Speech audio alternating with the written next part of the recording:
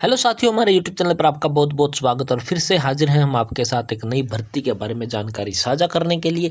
जैसा कि आप अपनी स्क्रीन पर देख पा रहे होगे, ये एक कटिंग आप देख पा रहे होगे जो कि JMI दिल्ली यानी कि जामिया मिलिया इस्लामिया दिल्ली में आपकी है जो security guard, attendants, cook, stenographer, engineer के साथ साथ और भी पदों पर आपकी है जो भर्ती का है जो ऑफिशियली नोटिफिकेशन है जो आपका जारी हो चुका है।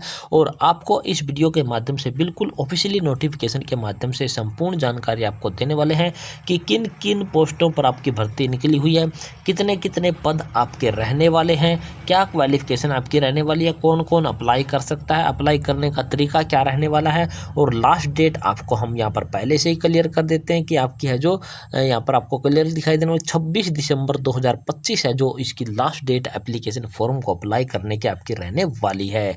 तो चलिए आपको लेकर के चलते सीधा सीधा ऑफिशियली नोटिफिकेशन पर।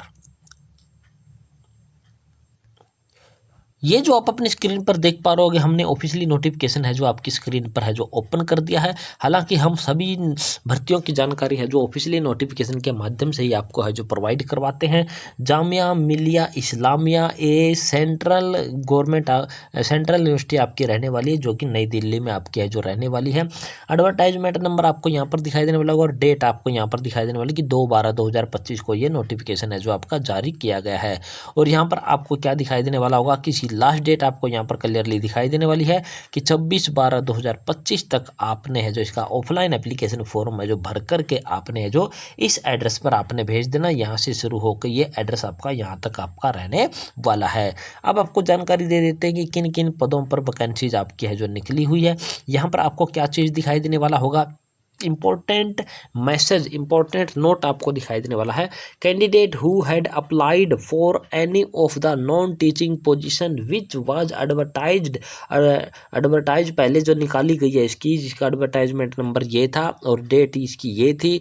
एंड और यहाँ पर लिखा and fulfilling the qualification prescribed for the said position listed in this advertisement marked with a sign जो कि स्टार के साथ है जो उसको क्या है इंडिकेट किया गया, are required to apply a fresh however which such candidate has exempted from the making the payment of application fees prescribed for that position on enclosing the acknowledgement receipt of the applications Indian Post slip courier company along with the application form.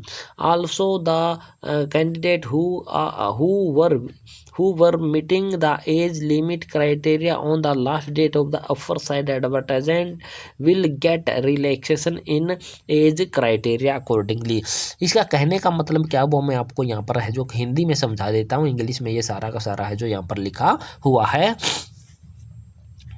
तो इसके कहने का मतलब है कि जो advertisement number ये थी और जो कि इसकी डेट थी जो 29/4/2023 में जो इसकी एडवर्टाइजमेंट निकाली गई थी, जिन्होंने पहले फॉर्म है जो अप्लाई कर दिया था और उन्होंने क्या कर दी थी, इसकी पेमेंट कर दी थी, इसकी फ़ीस है जो कटवा दी थी, उनको इस फीस में क्या दी जाएगी, छूट है जो इस भर्ती के माध्यम से अभी भी उन्होंने क्या है फॉर्म तो अप्लाई करना है फ्रेश, यानी कि एक फ्रेश कैंडिडेट की तरह ही अप्लाई करना, लेकिन उनको फीस में क्या है यहाँ पर छूट दे दी जाएगी। और जो एज लिमिट का क्राइटेरिया जो उनका बनता है उसमें भी है जो इनको है जो छूट दे दी जाएगी। लेकिन उसका एक प्रूफ है जो आपने लगाना होगा, जो आपने रिसिप्ट एक्नॉलेजमेंट से रिसिप्ट जो एप्लीकेशन फॉर्म की आपके पास होगी या फिर फीस जो आपने कटवाई थी उसकी स्लिप वगैरह आपके पास होगी, वो आपने इसके साथ में है जो लगा करके भेजनी होगी, तभी आपको छूट दी जाएगी और तभी आपको इसमें है जो एज में है जो इसमें आपको रिलैक्सेशन है जो दिया जाएगा। इसके बाद आगे बात कर लेते हैं कि किन किन पदों पर आपकी वैकेंसीज आपकी रहने वाली। सबसे पहले बड़ी बड़ी पोस्टें आपकी रहने वाली है और बड़ी बड़ी पोस्टें क्या रहने वाली है, रजिस्ट्रार ऑफिस की है जो कि प्राइवेट सेक्रेटरी की है आपके पे लेवल आपका। यहाँ पर क्वालिफिकेशन के बारे में आपको यहाँ पर है जो जानकारी दिखाई देने वाली, वीडियो को पॉज करके आपने इसको अच्छे से पढ़ लेना। एक एक चीज़ हम आपको पढ़ के बताएंगे तो वीडियो काफ़ी लंबा आपका हो जाएगा। ये जो डिजायरेबल वाली क्वालिफिकेशन होती है ये आपकी ज़रूरी नहीं होती है, चाहे आपके पास हो चाहे ना हो।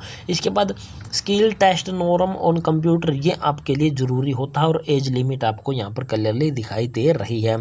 तो प्रत्येक पोस्ट को आपको इसी प्रकार से पढ़ना है, इसी प्रकार से देखना है। पॉइंट नंबर 2 पर आपको पोस्ट दिखाई देने वाली होगी यहाँ पर क्लियरली कि कौन सी पोस्ट आपकी रहने में, पर्सनल असिस्टेंट इंग्लिश की आपकी है जो यहाँ पर एक पोस्ट 4 OH, और यहाँ पर है जो पर्सनल असिस्टेंट हिंदी की आपकी है जो 3 पोस्ट आपको यहाँ पर क्लियरली है जो दिखाई दे रही है। क्वालिफिकेशन आपको यहाँ पर दिखाई दे रही है, ये वाली क्वालिफिकेशन, ये डिजायरेबल क्वालिफिकेशन आपके पास हो चाहे ना है हो तो भी आप एप्लीकेशन के वो अप्लाई कर पाओगे। ये इसकी टाइपिंग और ये इसकी एज के बारे में यहाँ पर आपको बात कर रखी है। इसके बाद अगली पोस्ट आपको यहाँ पर दिखाई देने वाली स्टेनोग्राफर इंग्लिश की एक पोस्ट है जो किसकी है जो रिजर्व्ड फॉर, और 8 पोस्ट इसकी टोटल रहने वाली है, और स्टेनोग्राफर हिंदी की आपकी 2 पोस्ट आपको रहने वाली है। पे लेवल आपको दिखाई देने वाला, क्वालिफिकेशन यहाँ है, डिजायरेबल क्वालिफिकेशन ये है आपकी, और इसके साथ साथ जो स्किल टेस्ट आपका रहने वाला वो स्किल टेस्ट आपका यहाँ पर दिखाई देने वाला। एज लिमिट आपकी यहाँ पर क्लियरली दिखाई दे रही है। इसके बाद अगली पोस्ट आपको यहाँ पर दिखाई देने वाली होगी लैंड रिकॉर्ड सुप्रिटेंडेंट, एक पोस्ट है, ये पे लेवल है इसका, ये क्वालिफिकेशन और ये इसकी डिजायरेबल क्वालिफिकेशन आपको नज़र यहाँ पर आ रही है। इसके बाद स्क्रॉल करके नीचे आओगे, एज लिमिट बेसिक डिजायरेबल, और इसके बाद अगली पोस्ट आपको यहाँ पर दिखाई दूँ point number 5 land record keeper की एक पोस्ट, ये इसकी पे लेवल, ये इसकी क्वालिफिकेशन और ये इसकी एज लिमिट आपको यहाँ पर है जो क्लियरली लिखी हुई है। इसके बाद अगली पोस्ट आपको यहाँ पर दिखाई देने वाली होगी इंटरनल ऑडिट ऑफिसर की एक पोस्ट है जो कि डेपुटेशन बेस पर है। ये इसकी है जो पेमेंट है इसकी रहने वाली है, इसकी क्वालिफिकेशन है ये वाली हो, ये वाली हो या ये वाली हो। यहाँ पर और का यूज किया गया है तो इसका मतलब है कि ये क्वालिफिकेशन हो, ये क्वालिफिकेशन हो या फिर ये क्वालिफिकेशन हो, इनमें से एक क्वालिफिकेशन आपके पास होनी चाहिए तो आप भर्ती के लिए क्या है एलिजिबल है जो माने जाओगे। इसके बाद अगली पोस्ट आपको यहाँ पर क्लियरली दिखाई देने वाली है इंटरनल ऑडिट, जो कि आपकी एक पोस्ट है, ये आपकी रेगुलर बेस की है, वो आपकी क्या थी कॉन्ट्रेक्चुअल डेपुटेशन बेस की थी। ये क्वालिफिकेशन आपकी यहाँ पर है जो आपको क्लियरली लिख के आपको दिखाई हुई है। इसके बाद बिल्डिंग एंड कंस्ट्रक्शन डिपार्टमेंट की आपकी है जो सुपरिटेंडेंट इंजीनियर सिविल की एक पोस्ट ऑन डेपुटेशन और appointment on the tenure basis आपकी रहने वाली है, और इसकी क्वालिफिकेशन यहाँ पर आपको क्लियरली दिखाई दे रही है। इसके बाद अगली पोस्ट आपको एग्जीक्यूटिव इंजीनियर सिविल की एक पोस्ट है, डेपुटेशन बेस पर आपकी रहने वाली है। पॉइंट नंबर 10 पर असिस्टेंट इंजीनियर की पोस्ट आपको दिखाई देने वाली है। 11 पर आपको असिस्टेंट इंजीनियर इलेक्ट्रिकल की आपको दिखाई दे रही है। इसके बाद पॉइंट नंबर आपका पहुंच जाता है 12 जूनियर इंजीनियर सिविल की है जो 10 पोस्ट आपको यहाँ पर क्लियरली है जो दिखाई दे रही है। क्वालिफिकेशन सारी चीज़ें आपको दिख रही है। जूनियर इंजीनियर इलेक्ट्रिकल की 3 पोस्ट आपको यहाँ पर क्लियरली दिखाई देने वाली है, क्वालिफिकेशन वगैरह भी आपको दिखाई दे रही है। जूनियर इंजीनियर मैकेनिकल की 2 पोस्ट है, पॉइंट नंबर 14 पर लिखी हुई दिखाई देने वाली है। ये आपको अच्छे से देख लेना, क्वालिफिकेशन वगैरह यहाँ पर सब कुछ लिख के आपको दिखाया गया है। इसके बाद आ जाता है लाइब्रेरी कैडर की। लाइब्रेरी कैडर 15 पॉइंट पर सेमी प्रोफेशनल असिस्टेंट की 4 पोस्ट हैं। एक पोस्ट है जो आपकी MD के लिए आपकी है जो क्या है रिजर्व रखी हुई है, और यहाँ पर आपको क्लियरली सारी चीज़ें आपको दिखाई देने वाली है कि क्या क्या क्वालिफिकेशन इसमें आपकी मांग रखी है। लाइब्रेरी अटेंडेंट की आपको पोस्ट क्लियरली यहाँ पर दिखाई देने वाली है। पॉइंट नंबर 16 पर 6 पोस्ट आपकी रहने वाली है। ये आपका है जो पे लेवल है, ये इसकी क्वालिफिकेशन वगैरह आपको मांग रखी है। ये आपकी एज लिमिट आपकी यहाँ पर क्लियरली है जो दिखाई दे रही है।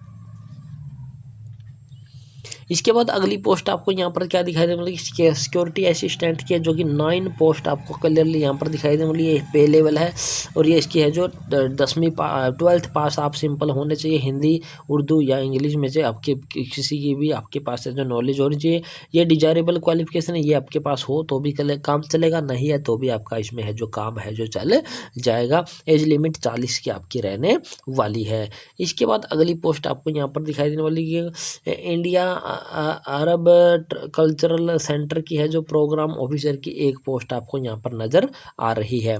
और यहाँ पर है जो यूनिवर्सिटी गेस्ट हाउस की आपकी कुक की आपकी वहाँ पर एक रिक्वायरमेंट रहने वाली है। एक पोस्ट है जो यहाँ पर इसकी क्वालिफिकेशन और यहाँ पर आपकी है जो पे लेवल और ये क्वालिफिकेशन आपके पास हो या फिर आपके पास ये क्वालिफिकेशन हो। 3 साल का एक्सपीरियंस मांग रखा। मैक्सिमम एज आपकी है जो क्या हो सकती है 40 वर्ष है जो आपकी यहाँ पर है जो रखी गई है।